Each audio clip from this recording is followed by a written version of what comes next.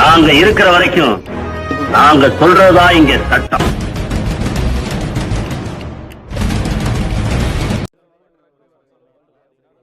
சட்டமைய உறவுகளுக்கு எனது அன்பார்ந்த வணக்கங்கள்.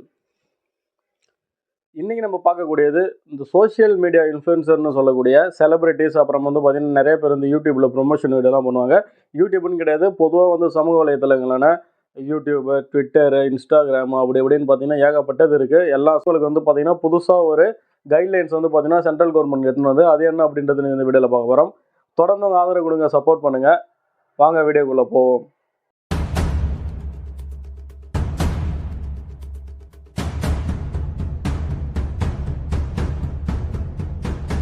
முதல் விஷயம், சென்ட்ரல் கவர்மெண்ட் வந்து பார்த்தீங்கன்னா ஒரு கைட்லைன்ஸ் ஒன்று, அதாவது கன்சியூமர் ப்ரொடெக்ஷன் ஆக்ட் 2019 வந்து இந்தியாவை பொறுத்தளவுக்கு சமூக வலைத்தளங்களில் போடுற ஆட்ஸ் எல்லாமே விளம்பரங்களுக்குலாம் வந்து பார்த்தீங்கன்னா ஒரு பெரிய அளவில் வந்து எந்த ஒரு ரெஸ்ட்ரிக்ஷனும் கிடையாது.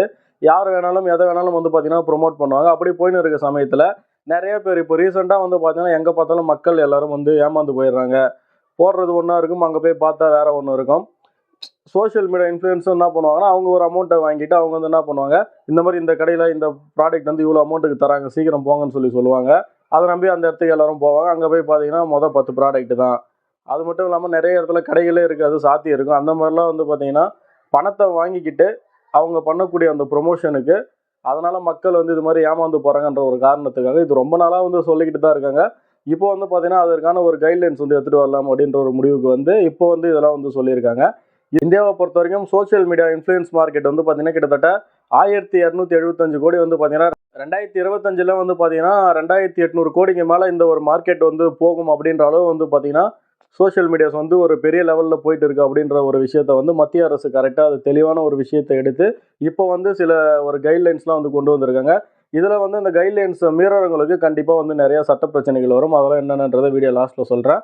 நீங்கள் தெரிஞ்சிக்க வேண்டியது என்னென்னா, நீங்கள் ஒரு வீடியோ போடுறீங்க, ஒரு யூடியூபராக இருந்து ஒரு சோஷியல் மீடியா இன்ஃப்ளூயன்சராக இருந்து நீங்கள் வந்து ஒரு வீடியோ போடுறீங்க அப்படின்னா அந்த வீடியோ நீங்கள் பணம் வாங்கிட்டாலும் வாங்காட்டாலும் ஒரு வீடியோ நீங்கள் போடுறீங்க அப்படின்னா அது வந்து ஒரு உண்மைத்தன்மை வாய்ந்த வீடியோவாக இருக்கணும் அப்படின்றத எல்லாரும் நீங்கள் தெரிஞ்சுக்கணும். காரணம் என்னென்னா, இதனால் வந்து இன்னும் ஃப்யூச்சரில் யூடியூப்பில் நீங்கள் விளம்பரமே வந்து போடாதளவுலாம் வந்து பார்த்தீங்கன்னா உங்களை பேன் பண்ணுறதுக்குலாம் வந்து இப்போ நிறையா ஒரு கைட்லைன்ஸ்லாம் வந்துடுது.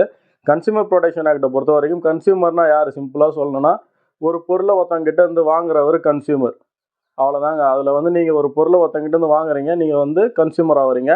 அப்படியே நீங்கள் வந்து ஏமாந்துட்டீங்க அப்படின்னா நீங்கள் வந்து அந்த ஒரு எந்த நிறுவனம் வந்து உங்களை ஏமாத்துச்சோ எந்த நாள் வழக்கு போடலாம் ஒரு கன்சியூமராக. இதுதான் வந்து பார்த்தீங்கன்னா சோஷியல் மீடியாவை பொறுத்த வரைக்கும் இந்த மாதிரிலாம் எதுவுமே கிடையாது. இப்போ தான் வந்து பார்த்தீங்கன்னா சில விஷயங்கள் இது மாதிரிலாம் கொண்டு வராங்க. இதை எப்படி நீங்கள் எடுத்துக்கணும்னா, ஒரு வீடியோ வந்து நீங்கள் ஏதோ ஒரு ஹோட்டல் போகிறீங்க, ஒரு சோஷியல் மீடியா இன்ஃப்ளூயன்சர் வந்து ஹோட்டல் போகிற மாதிரி வந்து நிறைய சீன்லாம் கிரியேட் பண்ணி இங்கே வந்து பாருங்கள், நான் யதார்த்தமாக வந்தேன், சாப்பிட்டேன், சூப்பராக இருந்தது அங்கே சாப்பாடு அப்படி இப்படிலாம் வந்து சொல்லுவார். அது வந்து கண்டென்ட்டாக அல்லது அது வந்து பார்த்தீங்கன்னா ஒரு ப்ரொமோஷன் வீடியோன்றதை அவர் கிளியராக சொல்லிடணும். அது மட்டும் இல்லாமல் கீழே சும்மா பிட்டில் வந்து ஒரு ஆடு விடுறதெல்லாம் வந்து இருக்கக்கூடாதுன்றதை இப்போ வந்து சொல்லியிருக்காங்க. நீங்கள் வந்து ஒரு ஆடு ஒன்று போடுறீங்க அப்படின்னா அந்த ஆடு வந்து ஆடியோ அண்ட் வீடியோ ஃபார்மேட்டில் இருக்கணும். அது மட்டும் இல்லாமல் இந்த ஒரு கண்டென்ட் நடுவில் வந்து பார்த்தீங்கன்னா அப்படியே ஒரு கண்டென்ட் போயிட்டே இருக்கும். டக்குன்னு வந்து பார்த்தீங்கன்னா தலையில் இவ்வளோ முடி இருக்குன்னு சொல்லி கேட்பாங்க, இல்லை இந்த எண்ணெய் நான் தடவணுன்னு வேறு. அப்போது அந்த எண்ணெய் வந்து பார்த்தீங்கன்னா ஒரு ப்ரொமோஷனாக வந்து அந்த ஒரு வீடியோக்குள்ளே வருதுன்றதை, இதுதான் கண்டென்ட்டு, எந்த ஒரு கேப் வந்து பார்த்தீங்கன்னா ஒரு ப்ரொமோஷன் அப்படின்றத அவங்க அந்த இடத்துல வந்து ஸ்பெசிஃபை பண்ணி சொல்லணும். அது மாதிரி வந்து பார்த்தீங்கன்னா டிஸ்கிரிப்ஷனில் வந்து ப்ராடக்ட்டை கொடுத்துட்டு மேலே வந்து சொல்லாமல் ப்ரொமோஷன் வந்து டிஸ்கிரிப்ஷனில் வச்சுருப்பாங்க. மேலே வந்து வீடியோக்குள்ளே ப்ராடக்ட்டை சொல்கிறவங்க, ஆனால் வந்து டிஸ்கிரிப்ஷனில் இருக்கும் இது மாதிரி வந்து இது ப்ரொமோஷன் வீடியோ அப்படின்னு சொல்லிட்டு. முக்கியமாக நீங்கள் தெரிஞ்சுக்க வேண்டியது அது பெய்ட் ப்ரொமோஷனா அல்லது வந்து பார்த்தீங்கன்னா எதுக்காக வந்து அதை பண்ணுறாங்க, நான் வந்து இது மாதிரி காசு வாங்கிட்டு தான் பண்ணுறேன்றதை வந்து அவங்க கண்டிப்பாக சொல்லிடணும். அப்படி சொல்லாமல் ஒரு வீடியோக்குள்ளே வந்து ஒரு விளம்பரத்தை எடுத்துகிட்டு வராங்க அப்படின்னா அதுக்கப்புறம் வந்து அவங்க எல்லாரும் ரொம்ப சேஃப்டியாக இருக்கணும் அப்படின்றத நீங்கள் தெரிஞ்சுக்கணும்.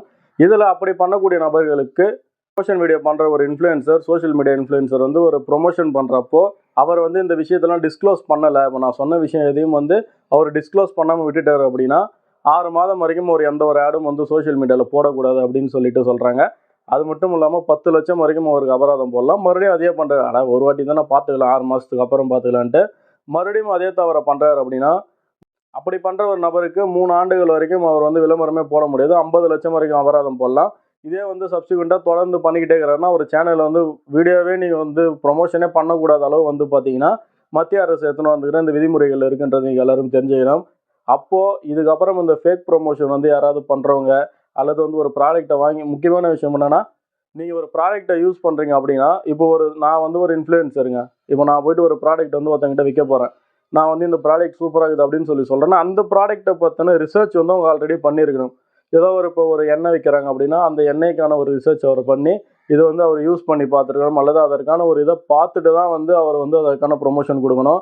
நான் வந்து வேகமாக வந்து இது மாதிரி நான் இந்த எண்ணெயை ப்ரொமோட் பண்ண எனக்கு தெரியாது அப்படின்னு சொல்லக்கூடாதுன்றதுக்காக இதையும் வந்து ஸ்பெசிஃபை பண்ணி சொல்லியிருக்காங்க. அப்போது இதுக்கப்புறம் நீங்கள் ஒரு ப்ராடக்ட்டை வாங்கி சோஷியல் மீடியாவில் ஏமாற்றிட்டாலும் நீங்கள் கண்டிப்பாக கன்சியூமர் ப்ரொடெக்ஷன் ஆக்டில் அந்த உங்களுக்கு விற்ற ஒரு நபர் மீது வந்து பார்த்தீங்கன்னா நீங்கள் கன்சியூமர் கேஸே போடலாம்ன்றது தான் இப்போ வந்திருக்க அந்த புது கைட்லைன்ஸ். அதனால் நீங்கள் ஒரு வேளை ஏதாவது ப்ராடக்ட் வாங்கி ஏமாந்துருந்தீங்க அப்படின்னா மறக்காமல் கீழே கமெண்ட் பண்ணுங்கள், என்ன பண்ணலாம் அப்படின்றத நான் கண்டிப்பாக சொல்கிறேன். தொடர்ந்து அங்கே ஆதரவு கொடுங்க. இந்த வீடியோக்குள்ளே வந்ததுக்கப்புறம் புது விஷயம் ஏதோ ஒன்று தெரிஞ்சுக்கிறேன்னா சேனலை சப்ஸ்கிரைப் பண்ணிவிடுங்க. மறுபடியும் இன்னொரு வீடியோவில் சந்திக்கிறேன். நன்றி, வணக்கங்கள்.